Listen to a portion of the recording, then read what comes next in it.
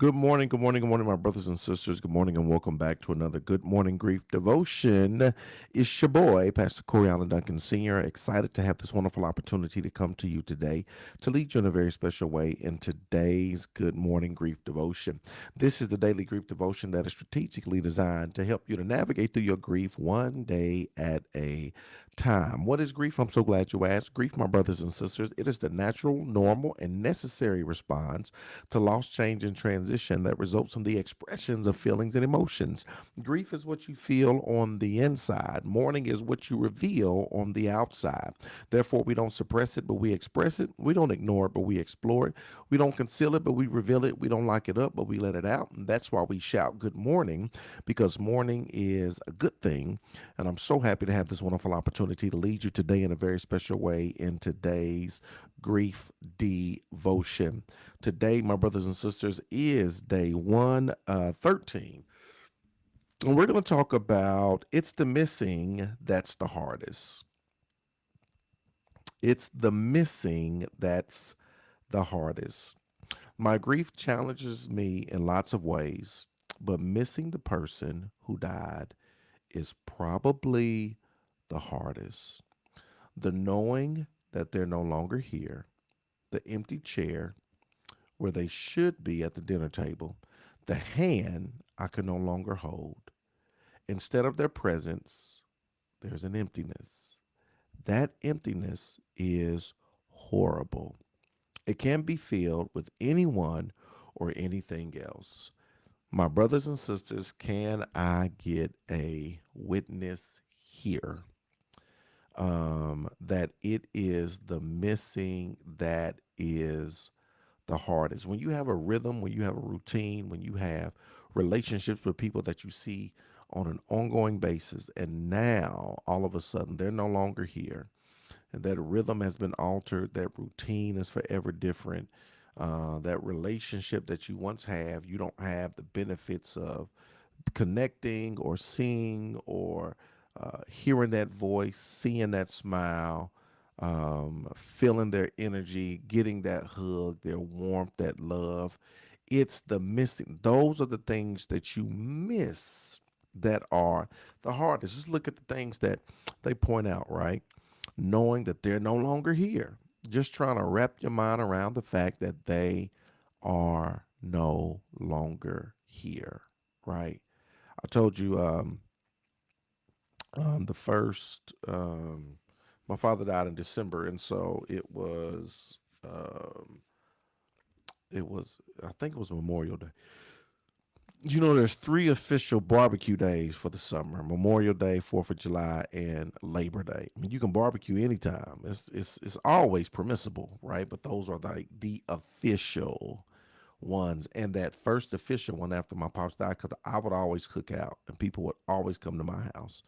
And so that year or that day, knowing that he drove a red truck, that red truck was not gonna pull up. I'm cooking, I'm out cooking, and that's when the reality hits you like boom, like yeah, that red truck ain't pulling up today, right? That red truck ain't pulling up no more, right?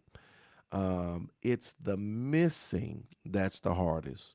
He died December 3rd, and so Christmas was, 22 days afterwards, and it's always Christmas dinner, right? And again, everybody comes over to the crib, and he's not there, right? It's the missing, it's the missing that is the hardest, right? And so, knowing that they're no longer there, that the empty chair where they should be at the dinner table, like I just said for Christmas, that empty chair. He died December 3rd. I graduated 2 weeks later. Afterwards, we went out to eat, right? And so the family goes out to eat, and there's an empty chair, right? And the reality hits you. So you try to sit down and eat your appetizer and enjoy your food, but there's somebody missing: the empty chair at the dinner table, the hand that I can no longer hold. Instead of their presence, there's an emptiness. That emptiness, y'all, it is horrible, right? Ain't nobody gonna paint a picture of what it ain't. It's horrible, right? It's horrible. It's a pain that you feel like never before.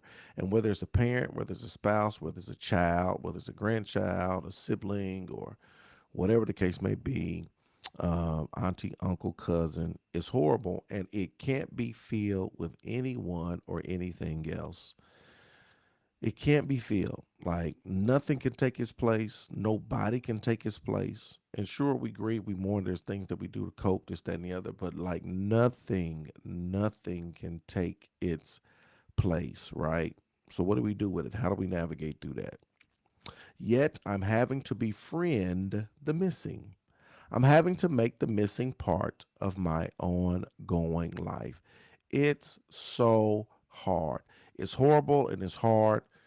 One thing that we do is we befriend it, right? One thing that we do is now a part of our ongoing life. And that's something that can be avoided. It can't be evaded. We can't escape it. We can't get out of it. We can't. There's nothing. The only option that we have, either we can fight it, right? But it's still a reality, it's still there. We can befriend it, right? We can make it a part of our ongoing life.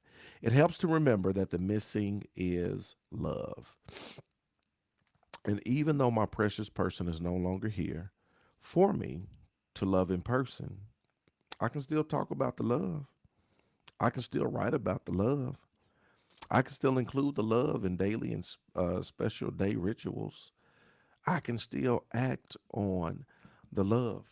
One thing we did, this is 2000, it was right when the pandemic hit, and no wonder none of us got sick, but we went to Destin, Florida for Christmas. We had a Christmas destination, a destination Christmas, and we lit candles for those who had transitioned. So every single day that was, we had a table, and we would light it was three candles on there, and we would light them in honor of those who was no longer here.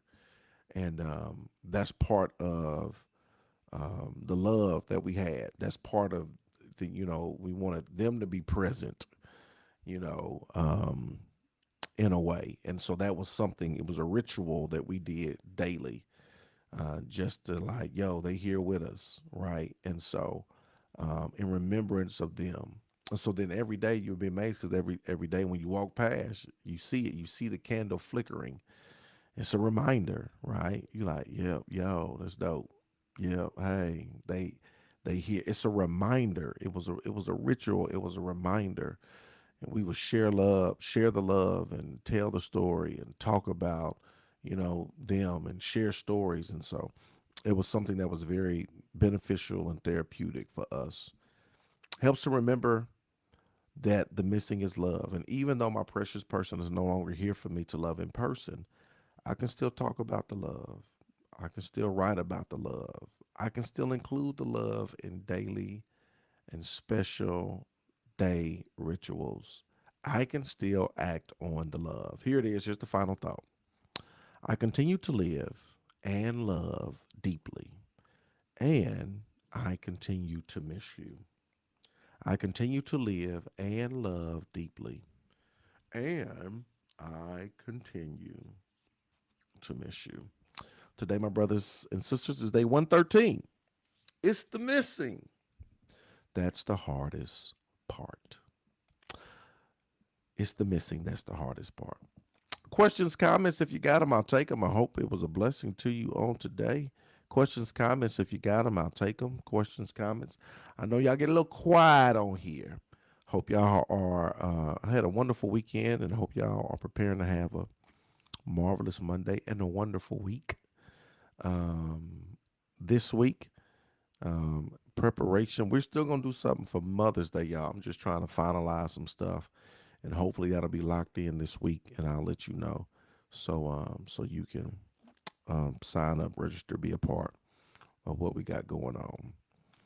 Um, nope, nothing. I appreciate y'all. Love y'all up with the love of the Lord. We are here. Continue to navigate through this thing one day at a time. Appreciate y'all's presence. We're gonna continue to move forward. Remember, it's the daily grief devotion strategically designed to help you to navigate through your grief one day at a time. Love y'all with the love of the Lord. I will see y'all again tomorrow, same time, same place. Let's go.